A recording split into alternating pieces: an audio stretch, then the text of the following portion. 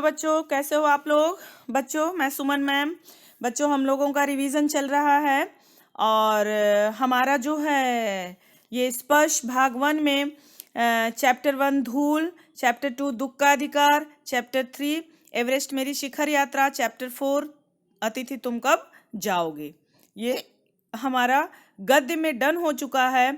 और काव्य खंड में पहला चैप्टर रैदास, अब कैसे छूटे राम नाम रट लागी, और ऐसी लाल तुझ बिन, ये 2 पद रैदास के, और रहीम के दोहे वी हैव ऑलरेडी डन। आज जो है ये काव्य का तीसरा चैप्टर एक फूल की चाह हम लोग बेटा रिवीजन करेंगे। तो आप लोग अपनी टेक्स्ट बुक निकाल लीजिएगा और पेंसिल भी ले लीजिएगा और मैं उसका अर्थ आपको फटाफट बताती हूँ। तो बच्चों, ये एक फूल की चाह सिया राम शरण गुप्त द्वारा लिखित है। सिया राम शरण गुप्त जी ने इसको लिखा है।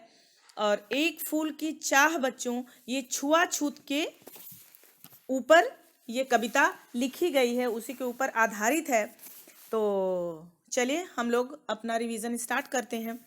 अपनी टेक्स्ट बुक में देखिए, उद्वेलित कर अश्रु राशियां हृदय चिताएं धधकाकर, महामारी प्रचंड हो फैल रही थी इधर उधर, छीड़ कंठ मृत वत्साओं का करुण रुदन दुर्दांत नितांत, भरे हुए था निज कृश रव में हाहाकार अपार अशांत। बच्चों, इसमें कवि जो है, उस समय मैंने आप लोगों को बताया था बच्चों को कितनी बड़ी महामारी फैली हुई थी, जो सुखिया जो है उस महामारी के चपेट में आ जाती है।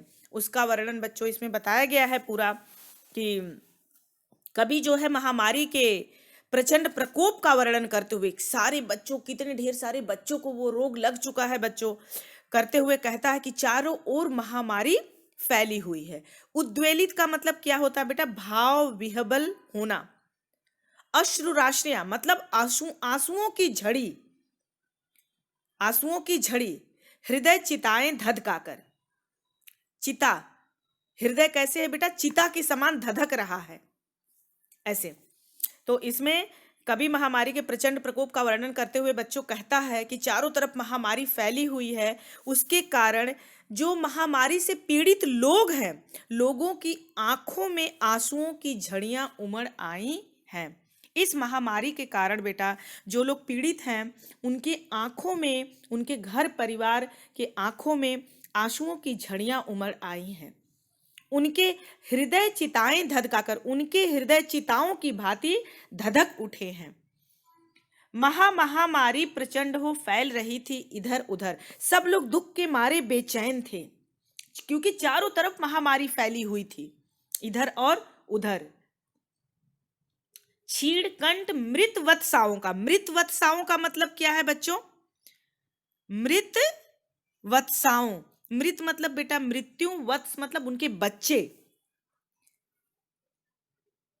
वत्स मतलब बच्चों बच्चे, मृत मतलब मरा हुआ, ऐसा इसमें बताया गया है कि अपने बच्चों को छीड़ कंठ मृत वत्साओं का, छीड़ कंठ मतलब दबी हुई आवाज, कि अपने बच्चों को मरा हुआ देखकर माताओं के कंठ से अत्यंत, छीड़ मतलब अत्यंत कमजोर स्वर में रुलाई निकल रही है। छीड़ कंठ मृत वत्साओं का, मरे हुए बच्चों की माताओं के कंठ से एकदम कमजोर, रोते रोते इतने कमजोर स्वर हो गए हैं कि ऐसा निकल रहा था। भरे हुए था निज कृश रव में, कृश रव मतलब कमजोर आवाज, अपार मतलब बच्चों अत्यधिक। तो वो बोल रहे हैं कि वातावरण बहुत हृदय विदारक था, सब ओर अत्यधिक व्याकुल कर देने वाला हाहाकार मचा हुआ था। हाहाकार अपार अशांत, कि मतलब अशांत मतलब अत्यधिक व्याकुल कर देने वाला हाहाकार पूरे वातावरण में फैला हुआ था। भरे हुए था निज कृश रव में, कि मतलब कि निज कृश रव मतलब भरे हुए था, मतलब पूरे वातावरण में भर गया था। वातावरण कैसा हो गया था बच्चों? बहुत हृदय विदारक हो गया था, सबके हृदय फटे जा रहे थे, सब ओर अत्यधिक व्याकुल कर देने वाला हाहाकार मचा हुआ था। माताएं कमजोर स्वर में बच्चों रुदन, रोना मचा रही थीं। दूसरा लाइन देख लो बच्चों। ये तो हो गया उस महामारी का वर्णन कि महामारी जो फैली हुई थी चारों तरफ, और बच्चे जो उसमें, और वो कौन सी महामारी थी बेटा, उसमें बच्चे मर रहे थे, बड़े लोगों के लिए नहीं थी। जैसे कोरोना क्या है तो सभी को लग जा रहा है, लेकिन वो महामारी कैसी थी, सिर्फ बच्चों को पकड़ रहा था। तो बच्चे इतने मर गए थे कि उनकी माताओं का बुरा हाल हुआ था। उसी में ये सुखिया का वर्णन आता है कि बहुत रोकता था सुखिया को, न जा खेलने को बाहर, नहीं खेलना रुकता उसका, नहीं ठहरती वह पल भर, मेरा हृदय कांप उठता था, बाहर गई निहार उसे, यही मनाता था कि बचा लो किसी भांत इस बार उसे। बच्चों वो बताते हैं, इसमें कवि श्री रामचरण गुप्त जी बताना चाहते हैं कि सुखिया का पिता जो है वो अपने मन में ऐसा रोकता था अपनी बेटी को, सुखिया को बहुत रोकता था सुखिया को, न जा खेलने को, बक तू बाहर मत जा खेलने, नहीं खेलना रुकता उसका, नहीं ठहरती वह, लेकिन एक पल भी वो ठहरती नहीं थी और न ही उसका खेलना रुकता था। बच्चे को बेटा कितना बांध करके घर में रखा जा सकता है, और वो बाहर चली जाती थी। मेरा हृदय कांप उठता था, सुखिया का पिता ऐसा कहता कि ये जब वो बाहर जाती थी खेलने तो उसके पिता का हृदय कांप उठता था। बाहर गई निहार उसे, निहार मतलब देखना, जैसे ही वो बाहर जाती उसे देख करके, खेलते हुए देख करके सुखिया के पिता का हृदय कांप उठता था। यही मनाता था कि बचा लो किसी भांत इस बार उसे, और यही मन में मनाता था कि हे भगवान वो खेलने तो गई है, उसे कुछ मत होने देना, मैं उसे बचा लूं। बच्चों नेक्स्ट थर्ड लाइन, भीतर जो डर रहा छिपाए, हाय वही बाहर आया। अब क्या हो गया, एक दिवस सुखिया के तन को ताप तप्त मैंने पाया। सुखिया के पिता के मन में जो डर था, जो छिपाए हुए था कि इसको वो बीमारी न पकड़ ले, हाय वही बाहर आया, वही आज बाहर आ गया। क्यों? क्योंकि एक दिवस सुखिया के तनु मतलब शरीर, एक दिन सुखिया के शरीर को ताप तप्त मैंने पाया। वो एकदम बुखार में, ज्वर में तप रही थी, पूरा शरीर उसका तप रहा था बुखार के मारे। ज्वर में बिहबल हो बोली वह, और बुखार बेटा जब बहुत ज्यादा सर पे चढ़ जाता है तो लोग ऐसे बकने लगते हैं, कुछ कुछ ऐसे बोलने लगते हैं। तो इतना ज्यादा बुखार उसको चढ़ गया था, पूरी बॉडी गर्म थी, सर गर्म था, कि बुखार में ही बिहबल होकर के वह बोली, क्या जानूं किस डर से डर, मुझको देवी के प्रसाद का एक फूल ही दो लाकर। बेटा वह बुखार से पीड़ित होकर और न जाने किस अनजाने भय से भयभीत होकर, क्या जानूं किस डर से डर मतलब अनजाने भय से भयभीत होकर मुझसे कहने लगी, मुझको देवी के प्रसाद का एक फूल ही दो लाकर, हे पिताजी मुझे देवी के मंदिर के प्रसाद का एक फूल ही ला करके मुझे दे दो। फोर्थ लाइन देखिए बच्चों, क्रमशः कंठ छीड़ हो आया, शिथिल हुए अवयव सारे। ऐसा कहते हुए उसका कंठ जो है बेटा, आवाज, छिड़ मतलब एकदम धीमा हो गया, मतलब वो बेहोशी की हालत में हो गई। शिथिल हुए अवयव सारे, शिथिल मतलब ढीले, अवयव का मतलब होता है बेटा उसके सारे अंग एकदम कैसे हो गए, ढीले हो गए। बैठा था नौ नौ उपाय की चिंता में मैं मन मारे, और मन मारे मैं नया नया उपाय कि कैसे इसको मैं बचा लूं, ऐसा कर करके चिंता में मैं बैठा हुआ था। मतलब मैं चिंता में डूबा हुआ निराश मन से उसे ठीक करने के नए नए उपाय सोचने लगा, और जान सका न प्रभाव सजग से हुई अलस कब दोपहरी, और कि उसे कैसे मुझे बचाना है, ऐसा सोचते हुए इस चिंता में मैं इतना डूब गया कि मुझे पता ही नहीं चला कि कब प्रातः काल की हलचल समाप्त होकर और आलस्य भरी दोपहर आ गई है। जान सका न प्रभाव सजग से, प्रभाव मतलब बेटा कि सुबह, ऐसा प्रातः काल का कि हलचल ऐसी सुबह कब समाप्त हो गई, और अलस दोपहरी मतलब आलस भरी दोपहरी आ गई, क्योंकि दोपहर में बेटा खाना खा के लोग सोते हैं। स्वर्ण घनों में कब रवि डूबा, कब आई संध्या गहरी, और कब जो है बेटा स्वर्ण घन मतलब सुनहले बादल, कब सूरज जो है उस सुनहले बादलों में डूब गया। स्वर्ण घनों में कब रवि, रवि मतलब बेटा सूरज, कब सूरज सुनहले बादलों में डूब गया, कब आई संध्या गहरी, और कब गहरी संध्या आ गई इसका मुझे पता ही नहीं चला। फिफ्थ स्टैंजा देखो बेटा, सभी ओर दिखलाई दी बस अंधकार की ही छाया, छोटी सी बच्ची को ग्रसने कितना बड़ा तिमिर आया, वो कहता, सुखिया का पिता सुखिया की बीमारी के कारण निराशा का वर्णन करते हुए कहता है बच्चों कि सुखिया की बीमारी के कारण मेरे मन में ऐसी घोर निराशा छा गई थी कि मुझे चारों ओर अंधेरे की ही छाया दिखाई देने लगी। सभी ओर दिखलाई दी बस अंधकार की ही छाया। सुखिया के पिता को चारों तरफ बेटा सिर्फ अंधेरे की ही छाया दिखाई दे रही थी। छोटी सी बच्ची को ग्रसने कितना बड़ा तिमिर आया। तिमिर मतलब बच्चों अंधेरा, कि मुझे लगा कि मेरी नन्ही सी बेटी को निगलने के लिए इतना बड़ा अंधेरा चला आया है। जो शाम हो गया उसको सोचते सोचते, तो उसको ऐसा लगा कि उसकी बेटी को निगलने के लिए इतना बड़ा अंधेरा चला आया है। ऊपर विस्तृत विस्तृत महाकाश में, विस्तृत मतलब चौड़ा, महाकाश मतलब खुला आकाश, जलते से अंगारों से, जिस प्रकार, इसमें इस तरह से कहना चाह रहा है कवि बच्चों कि जिस प्रकार खुले आकाश से जलते हुए अंगारों के समान तारे जगमगाते रहते हैं, उसी भांति झुलसी सी जाती थी आंखें जगमग जगते तारों से। उसी भांति सुखिया की आंखें ज्वर के कारण जल रही थी, वह बेहद बीमार हो गई थी। ऊपर विस्तृत महाकाश में जलते से अंगारों के, मतलब जिस प्रकार खुले आकाश में जलते हुए अंगारों के समान, ऐसा लगता है ना कि तारे में तारे जल रहे हैं के समान तारे जगमगाते रहते हैं, उसी भांति झुलसी सी जाती थी आंखें। सुखिया की आंखें भी ज्वर के कारण जल रही थी।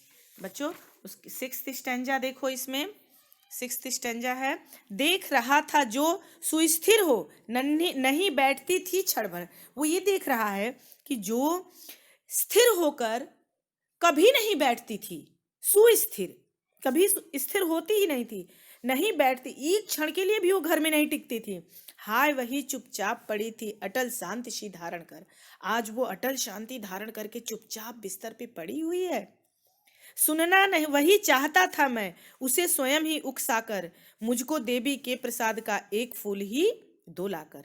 वो उससे सुनना चाहता था बेटा, उसको उकसा करके, कि वो फिर से कहे कि हे पिताजी, आप मुझे देवी माँ के चरणों में चढ़ाया हुआ एक फूल ला करके दे दो।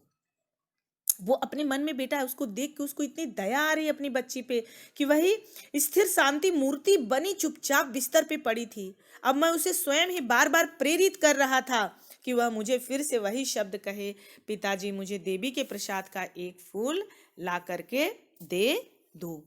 7th स्टैंजा बच्चों, ऊंचे शैल शिखर के ऊपर मंदिर था विस्तीर्ण विशाल, स्वर्ण कलश सरसिज विहसित थे, पाकर समुदित रवि कर जाल, दीप धूप से आमोदित था मंदिर का आंगन सारा, गूंज रही थी भीतर बाहर मुखरित उत्सव की धारा। बेटा इसमें जो है मंदिर की शोभा का वर्णन बताया गया है बच्चों, क्योंकि उसने देवी माँ के चरणों में चढ़ाया हुआ प्रसाद का फूल मांगा था, तो उसका वर्णन बताया गया है। मंदिर की शोभा का वर्णन करते हुए कवि कहते हैं कि ऊंचे शैल शिखर, कि ऊंचे शैल मतलब पर्वत की चोटी पे मंदिर था विस्तीर्ण विशाल, विस्तीर्ण मतलब विस्तृत और विशाल मंदिर खड़ा था। स्वर्ण कलश, स्वर्ण मतलब सोने के कलश, सरसिज विहसित थे, सरसिज मतलब बेटा सूर्य की किरणों से चमकते हुए, विहसित मतलब सुंदर लगना, कि उनके सोने के कलश सूर्य की किरणों से चमकते हुए ऐसे लग रहे थे जैसे पाकर समुदित रवि कर जाल, जैसे सूर्य की खिली हुई किरणों का स्पर्श पाकर सुनहले कमल खिल उठते हैं। कैसे जब सूरज निकलता है तो कीचड़ में कमल बच्चों खिल जाता है, तो उस मंदिर के ऊपर जो सोने का कलश था उसके ऊपर सूर्य की किरणें जब पड़ती थी उस सोने के कलश पे, तो ऐसे लग रहे थे जैसे किरणों का स्पर्श पाकर सुनहरा कमल खिल गया हो। ऐसा मंदिर का वर्णन है। कभी कभी उस मंदिर के वर्णन के बारे में भी 5 मार्क में बेटा क्वेश्चन पूछते हैं।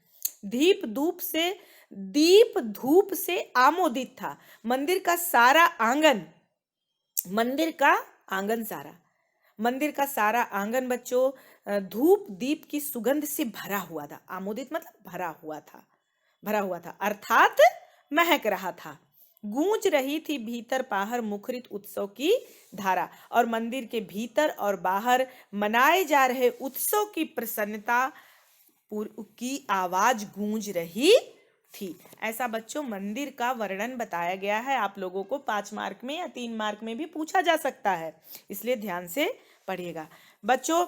8th इसका पैराग्राफ है। भक्त वृंद मृदु मधुर कंठ से गाते थे सब भक्ति मुदमय, पतित तारिणी पाप हारिणी माता तेरी जय जय जय, पतित तारिणी तेरी जय जय, मेरे मुख से भी निकला बिना बढ़े ही मैं आगे को जाने किस बल से ढिकला। इसमें बेटा ऐसा बता रहे हैं कि कभी कहते हैं कि वहां मंदिर में उपस्थित भक्तों का संपूर्ण समूह जो है वो भक्ति और प्रसन्नता के साथ मधुर कंठ, मतलब कोमल और मधुर कंठ से वो लोग भक्त वृंद जो थे वो सारे लोग गा रहे थे, गाना गा रहे थे। क्या गा रहे थे? पतित तारिणी पाप हारिणी, हे पापियों को तारने वाली और सबके पापों को दूर करने वाली माँ, माता तेरी जय जय जय, हे माँ तेरी जय हो, तेरी जय जयकार हो, मेरे मुख से भी निकला। यह देखकर और सुनकर सुखिया के पिता के मुख से भी अनायास ही माँ की जय जयकार निकल पड़ी, क्योंकि बच्चों वो अपनी बेटी की अंतिम इच्छा पूरी करने के लिए अब मंदिर में वो फूल लेने के लिए जाता है और मंदिर का पूरे सुंदरता का वर्णन ऊपर के पैराग्राफ में किया है और वहां लोग क्या कर रहे हैं उसकी बात बता रहा है कि सब लोग माँ की जय जयकार कर रहे थे। तो यह देख करके सुखिया के पिता के मुंह से भी निकल गया, माँ की जय जयकार निकल पड़ी और उसने कहा कि पतित तारिणी तेरी जय जय, मेरे मुख से भी निकला, हे पतित लोगों का उद्धार करने वाली माँ तेरी जय हो तेरी जय हो, बिना बढ़े ही मैं आगे को जाने किस बल से ढिकला। और वह आगे बढ़ने का प्रयास किए बिना ही न मालूम किस अज्ञात शक्ति के जोर से आगे जा पहुंचा।